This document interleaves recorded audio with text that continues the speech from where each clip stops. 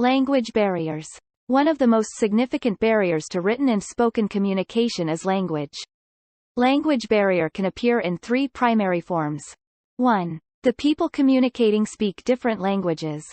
2. The language spoken is not the first language for one or more people involved in the communication. 3. The people communicating speak the same language but are from different regions and therefore have different dialects and sometimes unique subtleties. There are a few ways to reduce the impact of these barriers. As a group, identify that the barrier exists. Identify things that the group can do to minimize it. Pictures speak 1,000 words and can communicate across languages.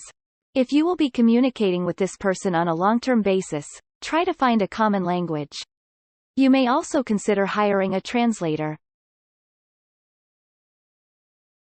Cultural barriers. There can also be times when people speak the same language but are from a different culture, where words or gestures can mean something different. Or perhaps the person you are communicating with practices a different religion or has a vastly different lifestyle.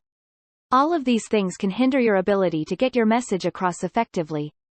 If you have the opportunity to prepare, find out as much as you can about the other person's culture and background and how it differs from yours.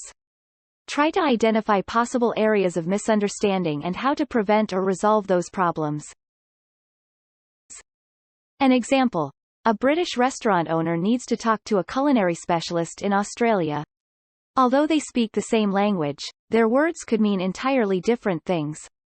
If you do not have time to prepare, and find yourself in an awkward situation, use the cultural differences to your advantage. Ask about the differences that you notice and encourage questions about your culture. Ensure that your questions are curious, not judgmental, resentful, or otherwise negative. Location barriers. The last barrier that we will look at is location, definable by time and by place.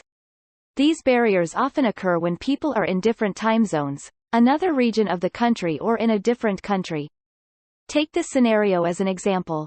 Bill works on the East Coast, while his colleague, Joe, works West. 4 hours separate their offices. One day, right after lunch, Bill calls Joe to ask for help with a question. Bill has been at work for over 4 hours already. He is bright, chipper, and in the groove. Joe, however, has just gotten to the office and is running late. He does not feel awake, therefore, perhaps not as responsive and helpful in answering Bill's question as he typically would. Bill thinks, geez, what did I do to make Joe cranky? In response to the way he perceives Joe's behavior, he, too, stops communicating. Their effort to solve a problem together has failed. So how can you get over the challenges of time and place?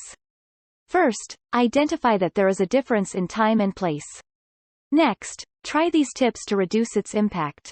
Make small talk about the weather in your respective regions. This approach may help you get a picture of the person's physical environment.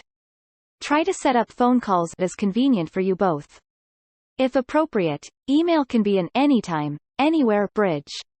For example, if Bill had sent Joe an email describing the problem, Joe could have addressed it at a better time for him, such as later on in the day.